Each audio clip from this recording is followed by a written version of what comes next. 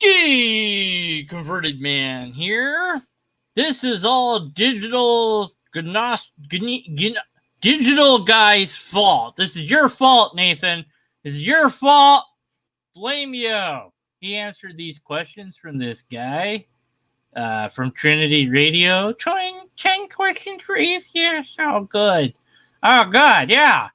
And they're bad. All of them. They're stupid and bad. And I hate them. So I'm going to answer them. He answered them. But, those are his answers. And, they're not my answers. So our answers might have some similarities. But, I'm going to get madder than he did. So that might be entertaining. I don't know. You can go check out his video. I'll have a link for that in the description of this video. Not that he needs my help at this point, because he's getting huge and big on his own. That's what she said. So go check out, if you haven't checked out Digital I can't say it, Gnome Guy. And then, whatever. I don't know. So anyways, yeah, enough of that. What was I saying? Oh, yeah. So let's look at this. And I'm going to complain about it. And that will be a thing I do. And, let's do it together. And, here we go. Okay. It's only 7 minutes. How long can I stretch 7 minutes into? Okay, so here's this guy, Braxton, whatever. Okay.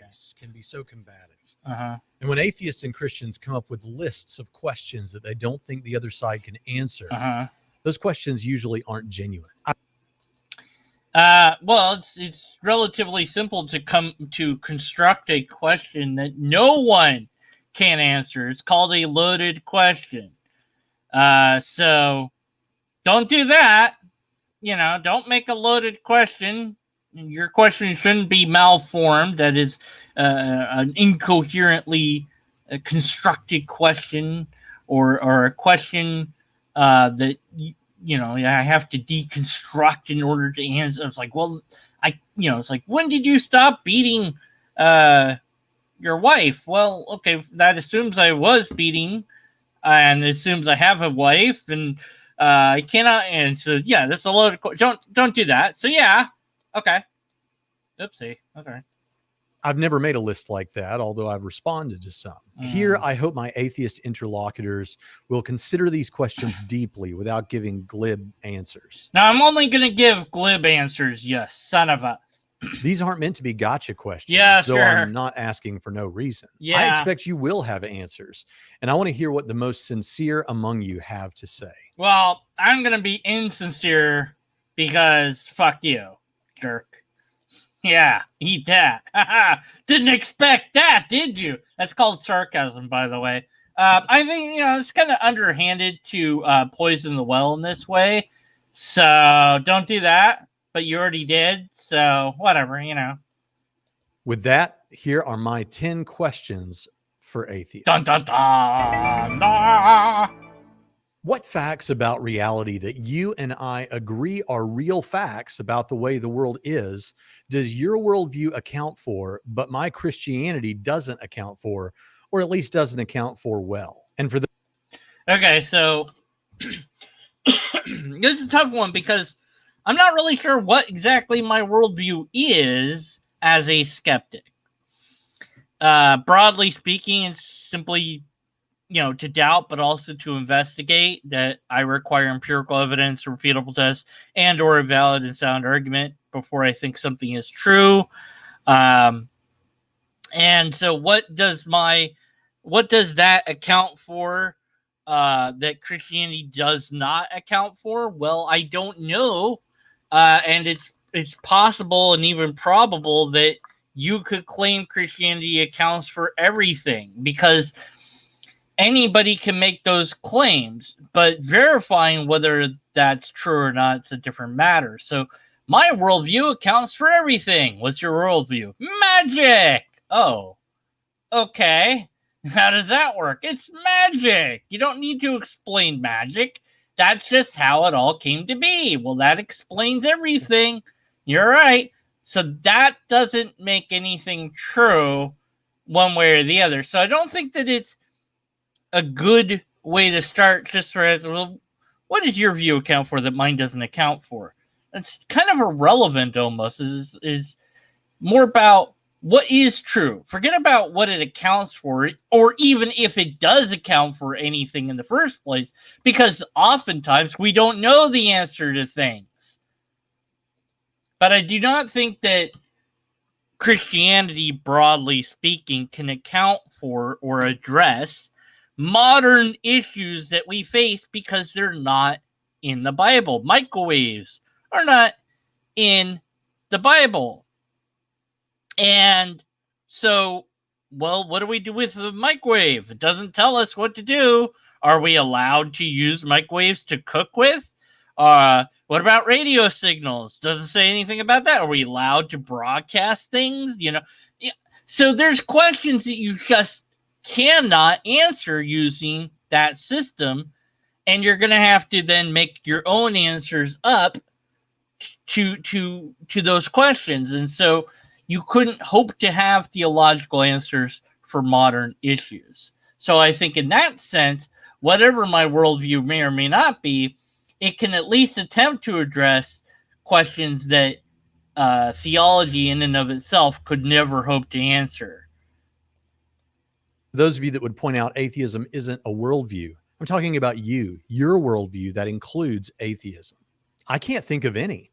Christianity accounts for each. Okay, so not thinking of any, that's an appeal to personal ignorance and doesn't really matter. I would have left that out, but whatever. Evil, suffering, the existence of other religions, including supernatural events in those other religions, science, and differences among different denominations of Christianity. But I can think of many things that the most common worldviews that include atheism answer this will be good. Well as I think Christianity does. Yeah, like universal supernatural claims. Well, atheism. Okay, he said worldviews that include atheism, to be fair. Although, man, he's cutting a razor-sharp edge between the two as a distinction, isn't it? So, first of all, we would have to show that a supernatural is even a thing in the first place before we use that label. And I know people use the label regardless, but we shouldn't use that label until we've established that it's an actual thing. So whatever the phenomenon in question is one that we have to be able to study carefully. And if we can't do that, if we're relying on firsthand or secondhand accounts or things that haven't been documented, recorded, or done under controlled conditions, then that's a problem already. And so the thing that you're studying might not even be something that you can study because the conditions are such that there's nothing to study but somebody's story.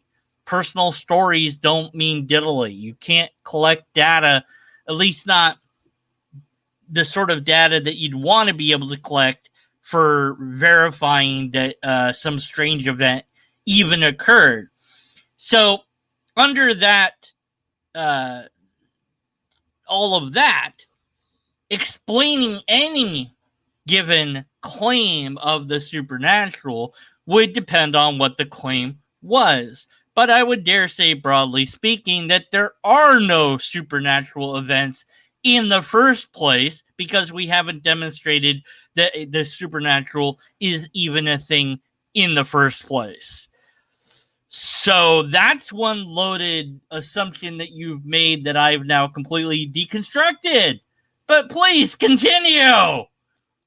Universal religious experiences, free will, morality, near-death experiences, beauty, the rapid expansion of the early church, the events surrounding the life and death of Jesus of Nazareth, and our shared longing for purpose and meaning. Well, not everybody has a longing of purpose or meaning. Maybe a lot of people do, but not everyone. So you've made a universal claim that's easily dismissible by one example of a human that doesn't share that position. Oops. But to the rest of your things, yeah, all of those things can be pretty easily explained by mundane explanations. But even if we couldn't explain one of them somehow for some reason, that doesn't mean that, well, I guess it must be true then, because we can't figure out how it came to be that, say, the church expanded rapidly, because we've never seen that ever anywhere else. Scientology, we haven't seen it anywhere else ever. Mormonism, oh no other religion expands rapidly like that. I don't know how that happened. It must be that it's the true thing. No, that's not how things work. Anyways, okay, next question. So what is it that Christianity doesn't answer as well as your worldview? Well, like, I mean, I think that giving an answer doesn't mean that the answer is actually correct. I think that it's hard to say what Christianity even is, because that's subjective to some extent. So, anyways, whatever. If your definition of atheism is merely that it's a lack of belief in God and you're just waiting to be convinced, but then you speak of him as though he's in some way synonymous with Santa Claus, the Easter Bunny, or fairies, doesn't that at least send the message to your listeners that you actually believe that there is no God? Well, I did a whole thing on goblins, ogres, and dragons, and how we should be skeptical of God. And for the same reason that we should be skeptical of goblins, ogres, and dragons, I submit we should be skeptical of God. So yeah, I'm skeptical of God. I'm happy being skeptical of God. And for your particular God, which is Yahweh, I'm happy to say Yahweh doesn't exist. And if you want an argument for that, great. I'll give you the argument, and we can do that. I have several arguments. But as far as evidence, well, of course you can't give evidence of something that isn't. So, anyways, whatever. After all, these are entities and beings that you likely believe do not exist. And if your response is that you merely lack a belief in Santa Claus and don't actively believe that he does not exist, doesn't that sound a little disingenuous, honestly? So what's the question? Wait, what was the question? What was the question? That wasn't really even a question. That was a paragraph. That's what I'm talking about, a malformed question. There wasn't really a question there. So if this, then that, and that, and that, and that. Well, what was the question? So if you only define atheism as a lack of belief, but you then treat it in this way, and you say God's like Santa Claus, then doesn't that mean that you're saying that God doesn't exist? So what's up with that? It's so malformed. I can't just watch the video I did. If this guy, of course, he's not going to listen to this video. Why would he? But if this guy, listened to my video on goblins, ogres, dragons, and then my follow-up video of, take a chance. Why not don't take a chance on God, or whatever the bleep I called it now. That maybe he would understand where I'm coming from before, posing this just broken question. Anyways, whatever. But no, I don't believe in Yah. I certainly think that Yahweh doesn't exist. As far as other gods, I don't know what you got, When atheism becomes a part of someone's worldview, they typically change their positions on other issues like abortion, sexual morality, and a number of other things. Really? According to what? Do you have a study to cite that shows that this claim is true? Citation required? Let's see. Do you have any citations in your description? Oh, look. No, you just have your other channel and your Patreon and websites. So, no, you don't have any citation for this claim that you've made. Therefore, I have no reason to think that this claim is true. But, for the sake of, just, being a nice guy, I guess I'll say, well, it might be the case. And, on other issues like abortion, someone's worldview. They typically change their positions on other issues like abortion, sexual morality, and a number of other things. I actually have several videos of well-known atheists saying that there's nothing wrong with prostitution, that they hope their children don't save themselves until marriage, and that sex workers should be put up on a pedestal no different than the military. I didn't use those here because I didn't want to seem combative to individuals. But you just use them. I don't want to use them, but then you use them. You can't give an example and then say I'm not going to give that example. You just gave the example by giving the example. Ah! Wait, where was I? Dairy. I didn't use those here because I didn't want to seem combative to individuals, specifically the individuals who made those statements. But even if you didn't become an atheist just so you could sin. Fuck you. If I wanted to sin, I would have stayed a Christian. Because first of all, you don't believe in sin if you're an atheist. Because you don't believe in that stuff anymore. I don't think anybody becomes an atheist just so that they can, leave behind whatever the stance on morality is. But even if they did, that wouldn't make their position wrong. It might make the methodology questionable. But Jesus, it's such a loaded poisoning of the well, loaded question that's also kind of malformed. And man, it's so disingenuous. It's just didn't you just really leave because you want to do all these bad things? You're okay with prostitution? Yeah, what's wrong with prostitution? I don't care. What should I care about that? Where does it say prostitution? Does it say prostitution is wrong in the Bible somewhere? I don't know. What the hell's your question? And I believe you. Do you at least understand why those moves could send that message to people who might say that to you? Wait, what? Wait. Okay. So, because I was on the rant of this stupid, malformed, broken, poisoning of the well question, I kind of missed it. But basically, you say, well, once you become an atheist, it seems like you have all these different stances on morality. And so doesn't that make it seem like, you're just really evil and you just want to commit sin, and that's the reason why you became an atheist, is so you can do all these terrible, horrible, awful, sinful things? How can you answer that? There's no coherent way to answer this loaded question. If somebody changes their views on morality after joining any given system or ideology, does not at all show the truth of that system or ideology. Let's get that out of the way. Secondly, even if it was the case that by joining this ideology, you had to change your views on morality in order to join the ideology or the religion or whatever, that doesn't mean that those are good views in and of themselves or bad views. That's a separate question.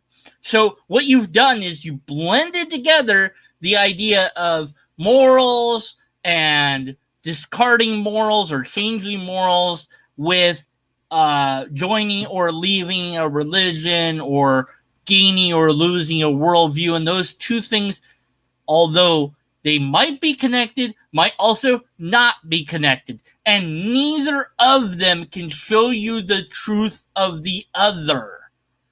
So even if we could somehow determine that this set of morals was good and the most useful system that we could hope to have, and that this system was terrible and awful and vile and disgusting, we would never want to have this system of morals, and we know this as an absolute certainty.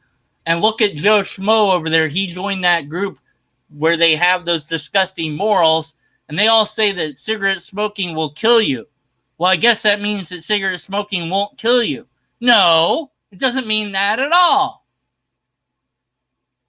So you can't you can't judge the system by the people in it, or the behavior of those people in it, or the morals that those people happen to have or happen to not have.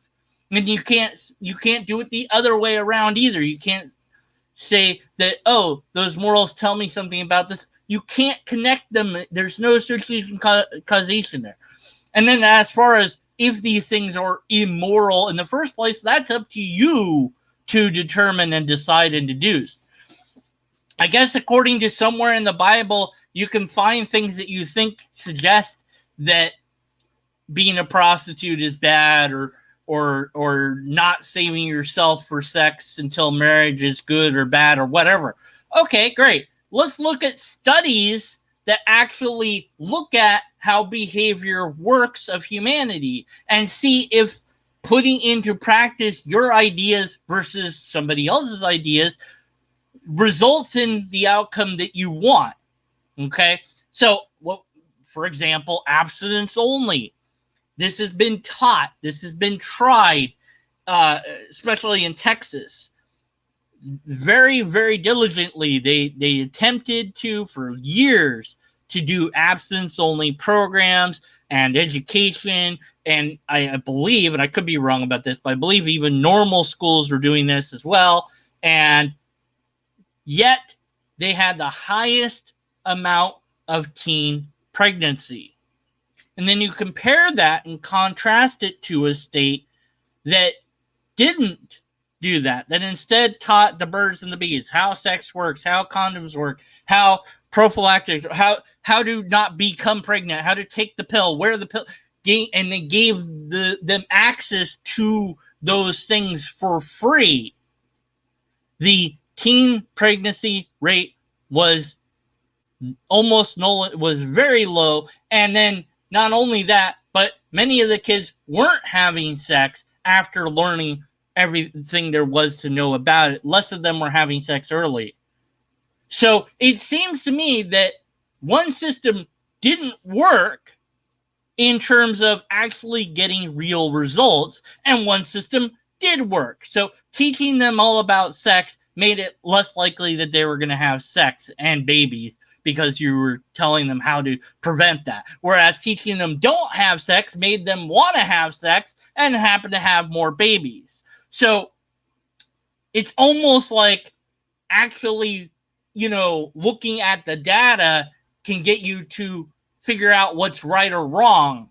But, so we don't want the kids to have sex before marriage. Okay, tell them not to have sex. Well, now I want to really have sex. You're telling me not to do it. It must be really good. Oh, yeah, and it is. Oh, my word. Oh, this is how it works. Oh, man, this is boring. Ah, man, I don't want to do all this. Come on. So the opposite worked. So the people that believed that the Bible taught, or however you want to frame that they believed that teaching abstinence only because it was biblically inspired, or their theology told them to do that, were wrong. Demonstrated as wrong. Well, but that's because people are very sinful, so we're going to just keep teaching not to do it, even though it doesn't work. Okay, you guys are stupid at this point, because you're not getting then you're going to stubbornly dig down and keep doing the same thing, even though you know it doesn't work, because your conclusion is, well, they're only doing it because they're sinful. Okay, well, then throw sin at them and say, look, here's what it's all about. Here's what happens. And then they're not going to sin as much. Wouldn't that be better? No, because that would make sense. Whew.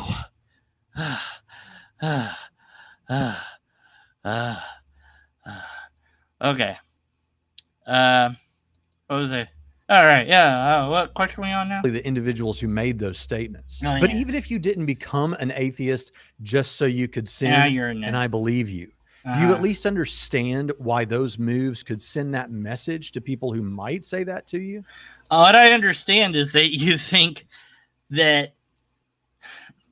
lot of interesting things about atheists, broadly speaking. That's what I understand. I understand that you have to poison the well and load your questions so much so that you get an answer that you want to get. And what I guess, if I was the most charitable understanding of this question would be, is do I see it that by changing my views on morality after becoming an atheist or skeptic, that might cause the person that isn't that to think, well, maybe that they changed to this just so that they could change their morality. To wit, if I found an atheist or a skeptic or agnostic or what have you who still maintained the morality of Christianity, what would that mean? Would that person be what? How would that change things? Like, well, then they could, well, it's like, oh, well, I guess you didn't change because you just want to sin. It's so stupid and loaded. It's not an honest question to ask. There is no way to answer it as it's currently formatted. And I would think that this guy knows better, but maybe he doesn't. It's trying to put you in their shoes. Like, oh, don't you see how I could see that you're really bad, and nasty, evil, vile person, and that's the only possible reason that you could ever leave? No, my reason for leaving was nothing to do with morality at all. The change in morals came way later for me, but, had nothing to do with it. But you don't have to believe me if you don't want to, jerk. If it's a lack of belief sort of atheism, he doesn't like that. What is it? Is it 50-50, 60-40, 75-25? There's no way to quantify that sort of thing. This is a garbage question. I don't believe... okay. There is no Yahweh, and I don't believe in other gods. But I don't know that much about other gods, so I don't know what you got. Depends what God is. But there is no Yahweh, if that makes you happy there. That's the answer to that question. Should I play the rest of the question? Should I? You know what? Tell you what. If anyone in chat says play the rest of the question, I'll go back and I'll play the rest of it. But I'm going to skip the rest of this stupid question because I'm betting it's malformed and it's just going to piss me off. So if you're not in chat and later on you're like, but Deacon Ferdinand, I wanted you to cover that question, I'll be like, too late now. You weren't. I don't know what I'll do. Whatever. Now, I know we've all got our talking points, but I want you to struggle to be as sincere with yourself as you can right now. Oh, man, that's so smug. Be sincere with yourself. You be sincere with yourself. You don't need to say that. Just ask the question. Doesn't it bother you a little bit that when we come to talk about the origins of the universe, and if there's a multiverse, the origin of that too, that the only real options you've got besides God is a past infinite universe, which is impossible, or the universe coming to exist uncaused out of nothing, or something far less clear than even those? No. Doesn't bother me one bit at all in any way, shape, or form. And whether it did bother me or not is completely and wholly irrelevant. How I feel about any given thing doesn't negate if that thing is true or not true. I don't know how the universe came to be what it is and how all that, I accept the science on the issue, and I don't pretend to understand it because I don't. I understand a little bit of it. I wish I understood more about it. I like to try to learn about it and listen to things that talk about it. Listen to this wonderful lecture on antimatter and how that plays a part in cosmology. And I've listened to deep explanations of it. And the latest one I listened to was a very quick video where this person was going over the origins of the universe, and basically, we don't know is the answer. Scientists don't know. There's a lot of ideas, but we don't know. We have no idea. That's the answer, is we don't know. And that's okay. It's not, well, it has to be this choice or that choice or the other choice. No, we don't even know what the choices are at all. And I don't know that a past infinity is impossible either. So that assertion's one I have to discard as part of your loaded, malformed, broken-ass question. It might be that an infinite is impossible. It might not be that an infinite is impossible. No idea. No way to know that. If we ever encountered a true infinity, I could say this: we would never know it was a true infinite because you couldn't get to the end. You couldn't get to the start because it's infinite. Even if you had all of time, you could traverse it, you could travel it. If there's an infinite wall, you wouldn't know that it was infinite. You could say it's really long. You could say maybe it looks infinite, but you could never finalize that it's actually infinite in that way. So that's an interesting idea, but that doesn't mean that it's impossible that an infinity doesn't actually exist in that sense. It is just the limitations of the thing in question that make it something that you couldn't even identify even if you actually found it, which might mean that it doesn't actually exist, but who knows? I don't know. I don't think you know. You just assert. But I'm absolutely fine with the mystery. And I think that this is a difference because I just had recently answered a question somebody asked me on some other channel. Well, how do you explain where the atoms and came from if with the Big Bang? Like if there's not a God, then how do you explain all these things? I said, I don't need to explain those things, but the answer is we're going to, we don't know right now the answer to all these questions. People are working on it, trying to figure it out. It's going to take high-level math to sort it out, probably. It's going to take testing and observation and data to get to the answer. But until then, we're going to have to learn to love the mystery. And the apologist here believes he has the answer.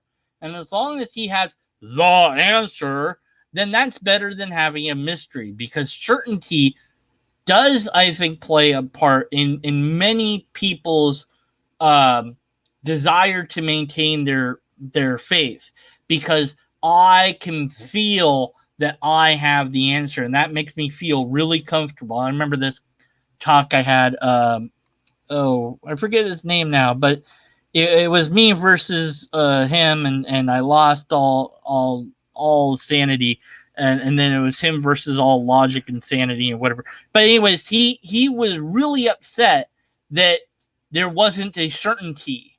I was like, oh, how can you, there's going to be all this uncertainty. It's like, yeah, what's your problem with that? Like, why did that bother you so much? And it really did. It really bothered him. So I don't know that it's bothering this guy, but I would suspect that it does, because you're asking me how I feel about something, whether it bothers me or not. It doesn't bother me. I'm happy with the mystery. I would love for some answer to come along, but it doesn't need to happen. But even if we had the answer, I would ask the question to this guy, not that he would answer any of my questions. I would ask him, if the answer was X, whatever that answer is, and X was not God, wouldn't you just put God behind that answer anyways? Or wouldn't you say, well, yeah, but then how do you explain X? Wouldn't you move the goalpost back just so that you could still have God? Or would you at that point say, well, I guess we have the answer and it wasn't God. Oops, I was wrong. Would you really be willing and able to discard your belief upon the discovery of the answer to that particular question? And if not, why not? Anyways.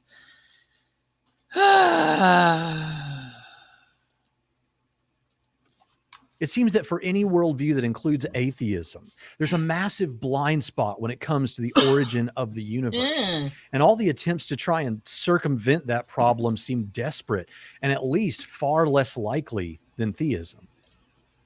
Why is it far less likely? How do you even come to that? That's not even a part of your... Okay. If you were actually genuinely asking these questions, because I can play that game too, why would you include all these smarmy peanut gallery thoughts as well. Just ask the question and leave your views and your opinions to the side. Well, I don't think it's going to be a good answer. Yeah, okay. Just ask the question, though. I don't need to know. And you say, here's the question. Does it bother you that there's a mystery regarding the origin of the universe? There you go. There's the question. I fixed it for you. But then you wouldn't be able to be like, my explanation's better than yours. It's more probable. How do you even figure out the probability? How magic is a better explanation than your explanation, and it's more probable. I can do it too. It's just an empty assertion with no argumentation given. What does it have to do with anything? Nothing. So why include it? Maybe because you're not actually making this video to ask atheist questions, but just to get views from people that already agree with you so that they can feel like, oh, you pwned them atheists with them questions. They can't answer that. I don't know. Maybe. I don't know. Anyways, next question. My question isn't just what do you typically say about this, because I'm well aware of the responses. My question is simply this. When you step away from the debate mode that it's so easy for us all to get into online. Why did you say it like that? The debate mode. What, do you have something against debate mode? What? Doesn't this issue destabilize you a little bit? No. Next question. Nope. Of the arguments for God's existence, is there one that to you seems more interesting than the rest? No. Next question. Wait, he's not done yet. Is there one that for you actually does weigh in favor of theism? No. That's 2 questions. Which one? No, neither.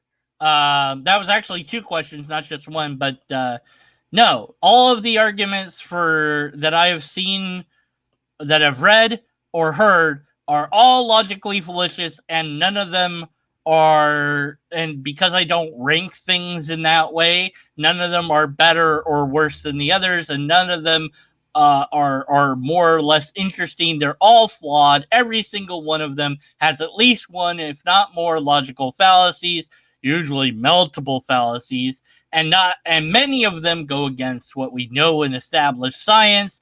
And none of them are really that interesting. But again, it's weird. Why are you asking me what I feel about things? Like, if I was to ask a question, it'd be like, what argumentation has the least amount of logical fallacies? Or what do you think I could do to fix the arguments as currently worded? Because obviously these arguments aren't working because we're not converting you guys and girls and robots out there. What are we doing wrong? I mean, is it the fact that you keep asking for empirical evidence and a repeatable test and we don't have that? So all we have is these arguments that, well, wait, how do we know that the arguments are valid?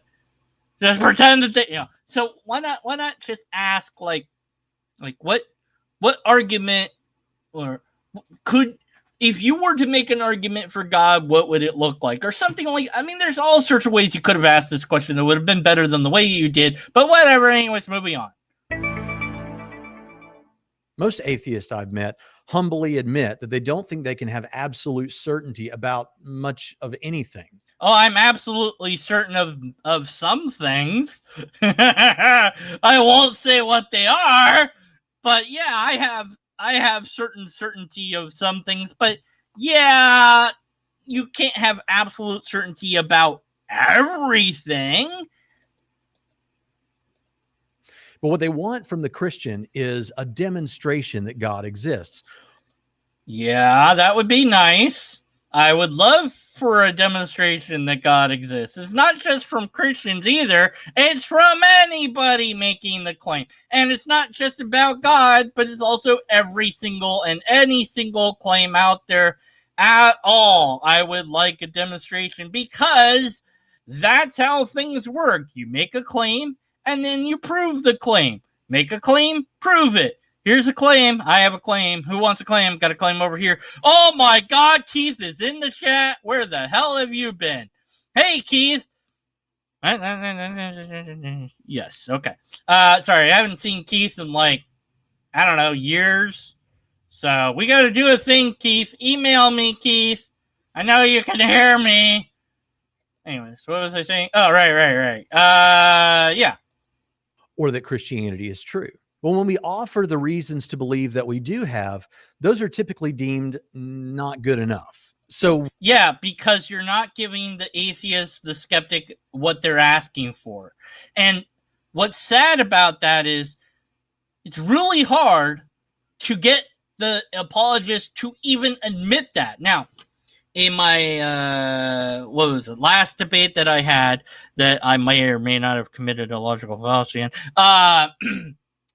during the conversation, the guy pointed out all these other people that also thought that you didn't need repeatable testing or in science or to know things are true, or you didn't need empirical evidence. And it's like, okay. And I think I asked him directly, I said, are you willing to then admit that there's no empirical evidence or repeatable tests for God? And he didn't answer that question, which should have been yes, there is none. But he wouldn't answer the question.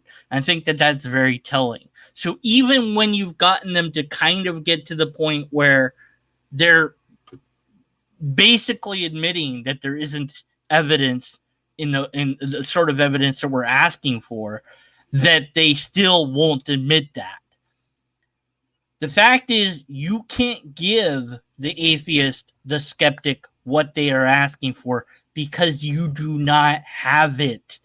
We are asking for empirical evidence, a repeatable test. We're asking for some sort of demonstrable demonstration of the phenomenon in question. And then you guys turn around and say, but that's not the sort of thing that God is. So you're asking the wrong question. And it's like, no, if you don't, okay, so then you don't have it. Well, it's not that we don't have it. It's just you're asking the wrong question. Okay, so do you have it? Well, it's just like you don't have the thing. So what would convince me, since you don't have empirical evidence and you don't have a repeatable test and you don't have anything else apparently that would even begin to qualify as evidence, the only thing that you could hope to have would be a valid and sound argument. Now, I personally don't think that it's possible to construct an argument unless it conforms with reality, and the only way to know if something is real is dependent upon the epistemology that you use. And since for basically everything we have empirical evidence or repeatable tests for it, except for objects of the mind, perhaps, and there might be other asterisks there that we might need to add, but nonetheless, your God seems like it belongs in the realm of imagination and not in the realm of reality. And so if you cannot give me a actual evidential thing that could verify any given God or anything else for that matter, then why should I think it's true? Unless you have, if you did have a valid and sound argument, that's great. That wouldn't be evidence, but it would be nice to have. But why not? Since the valid and sound argument would have to contain some evidence in it, then give us that evidence in and of itself that would point directly and hopefully not indirectly to this thing that you're talking about. So that's what would convince me personally. Empirical evidence, repeatable test, valid and sound argument. You don't have any of those. So there isn't anything that you could offer me that would convince me because you don't have them. That's what I'm going to gamble on being correct. I'd love to be proven wrong, though. What sort of evidence, if any, would be enough to convince you? Well, you don't have any evidence, so any evidence would be great. You have nothing. So, and it's not just you, by the way. It's all religions and it's all supernatural claims, as far as I can see. It's all claims of magic and mysticism and extrasensory power and alien abduction and Bigfoot and the Loch Ness monsters. Any and every claim that is in the brain only those claims can never be demonstrated to be anything beyond how our brains operate, and that's it. So what you got? You don't have anything. I doubt that you have anything. But I would again flip this question and say, what would convince you that you're wrong? In fact, why not just ask that question? What would convince you that that my system is true? That would be a better way to phrase the question. But whatever. Do you know? And since it's often a conversation stopper, let's take experimental reproducibility off the table, since that's not even always necessary for science. Yes, it is. Wait a minute. Well, I don't know that it is. To be fair, I don't know that. Wait. What are we taking off the table? Hold on. Let's take experimental reproducibility off the table, since that's not even always necessary for science. It's not always necessary for science. Well, I don't know if that's true, but why take experimental things off the table? Well, because you can't test God. But why take it off the table? See, it's very telling. So now you're telling me what my answer can't include? No, my answer includes the thing that you said not to have on the table. More so because you told me I couldn't include it. To what extent did social and moral issues start you down the path toward your atheism? None. Next question. Wait, he's got more to say? Do I really want to hear what he has to say? No, but I'm going to listen to it anyways. That is to say, the typical Christian or religious views on sexuality, gender, rights, and acts and commands of God in the Old Testament. It seems none of that had any factor in my deconversion. Seems that many deconversion stories online begin with, or at least include, LGBT issues, purity culture, or hell as instrumental in the deconversion process. It strikes me.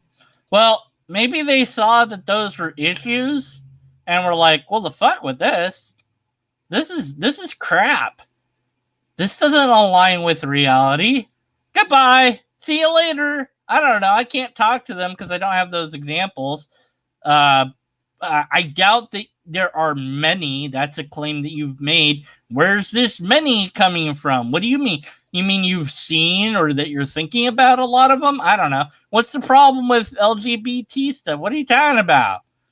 To me, that what should matter most is the truth and not what we might prefer that the truth were. Yeah, that's correct. We should only care what the truth is.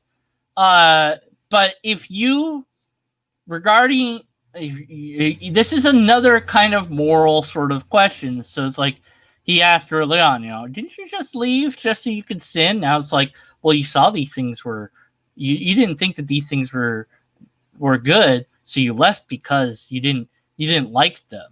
Like, no, maybe you left because you saw that they were untrue. Have you ever considered that idea? By the way, just because, if he thinks homosexuality is condemned by the Bible, then he's a bad Christian. But that's okay. Puts him in the same camp with plenty of Christians who also think that. Homosexuality, the word homosexuality, doesn't appear in the Bible until later translations. Now, if you look at who is saying the things that they're saying about man lying with man, and who they are saying these things to, what you discover is nowhere is it talking to the general population.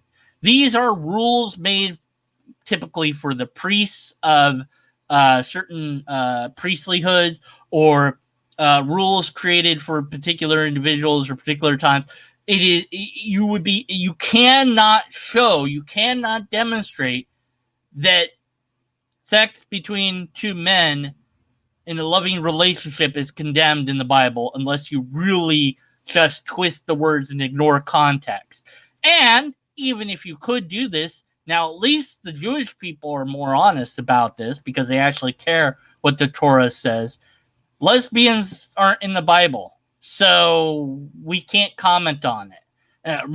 If you try to find a maybe you can find a rabbi that would say that it's bad, but how are they going to do so? Because it's not in there. So you could be anti-homosexual, gay towards guys, you know, but you could never be against lesbians. So now what? And of course, the Bible says nothing about transsexuals or I guess bisexuals would be covered. I don't know. You know. I honestly wonder how much those issues and ones like them motivate the deconversion rather than all this talk about evidence. Evidence.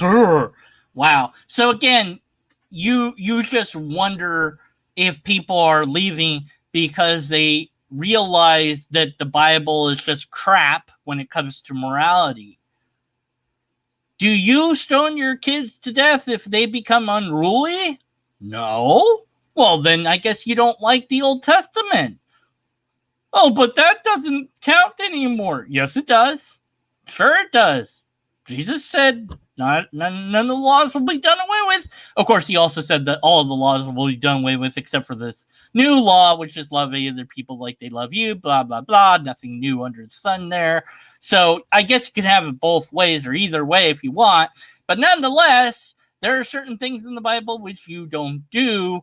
And do you not do them because you don't like them? Or you do not do them because you're no longer permitted to do them? Or is it that, you know, how do you feel about that? You know, I mean, it's just loaded. This question is nonsense. Next question. Can you name the last 3 academic books you read by theists on the subject? No, I can't. So what does that have to do with anything? Have you read my book? If not, it's available at Amazon right now. Caught between an infinite hope and a finite despair. You didn't think I'd find a way to plug my own book in this video, but you were wrong. Buy my book now. Blah, blah, blah, blah, blah, blah, blah, blah, blah, blah, blah.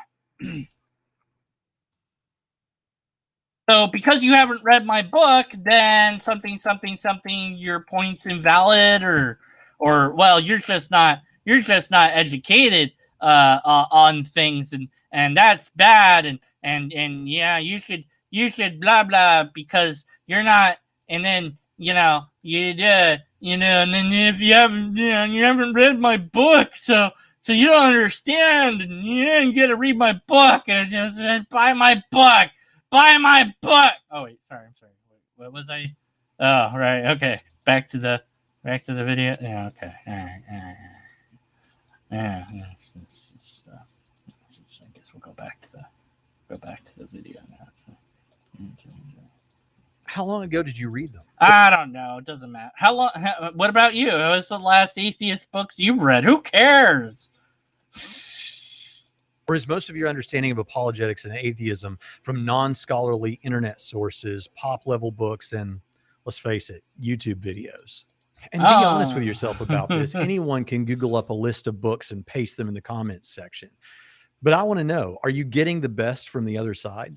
Well, the best from the other side? Like, why not recommend me some books? And if you think it's so goddamn fucking important for me to read books on your religion that I don't believe in anyways, then list like the top 3 books that I should read, like the best ones.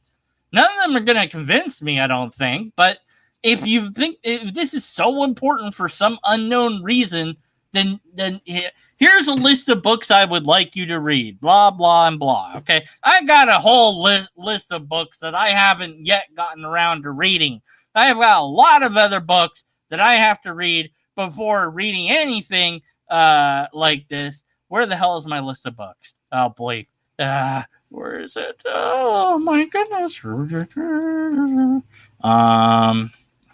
Yeah, there it is. Books to read. So I've got Origin of Consciousness. I'm planning to read Philosophical Investigations. Then I do have something for the Old Testament. I have some stuff to read about that.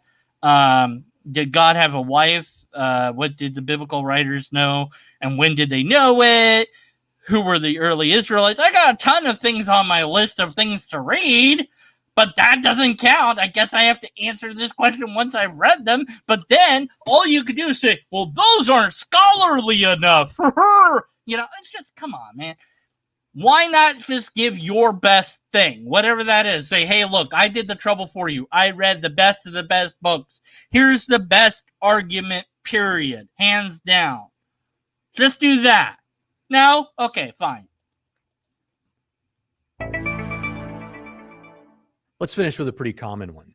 If you found out today, to your satisfaction, that Christianity were true, would you accept God's authority, repent of your sins, and trust Jesus as your king? No. Thanks for asking. And I'll ask the flip side of that question. If you found out for a certainty, beyond all doubt, that Hitler actually was God, even if you don't understand how that could make sense, it doesn't matter. Hitler, it turns out, after he died, he ascended into heaven because he actually was God on earth. And he's God, and he's always been God. And you're just now discovering this to be true. Would you worship Hitler? No, I wouldn't. I don't think you'll answer the question. Well, that's not a fair question. No. If God is immoral, then no, I will not follow it. I will not worship it. I will not obey it. I will do everything I can to stop it, even if that fails, because stopping it would be the moral thing to do, since it's a moral monster. Even though I know I'm going to lose because it's God, I have to try, because that's the moral thing to do. If it turned out to be that God's a moral monster, would you continue to worship it, follow it, obey it? But what's interesting about this question is, earlier you said it shouldn't matter how we feel about things, but whether or not those things are true.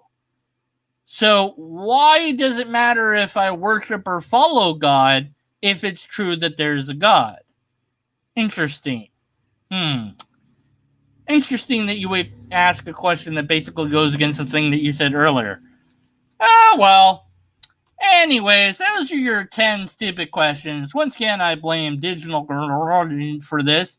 And thanks for everybody on the other. There was a lot of weird chat going on. And none of it had to do with pretty much anything I was saying during this. But that's fine. Whatever. I don't know. You guys are weird. That's why I like you, maybe. I don't know if I like you or not. You know what? I will like you if you, after this ends, post a comment on the video itself, because the side chat doesn't count towards the video thingy. It doesn't have to be long. Be like, hey, yeah, I did the thing that you wanted, Deconverted Man. You happy now?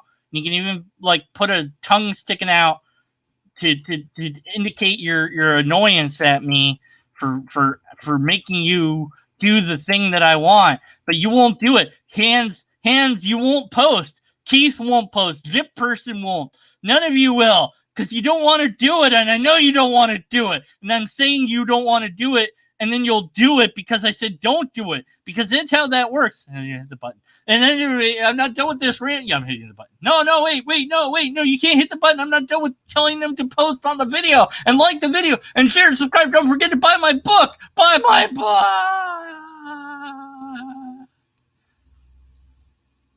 Then I would have a blooper if this was a video. I'd have a blooper at the end sometimes.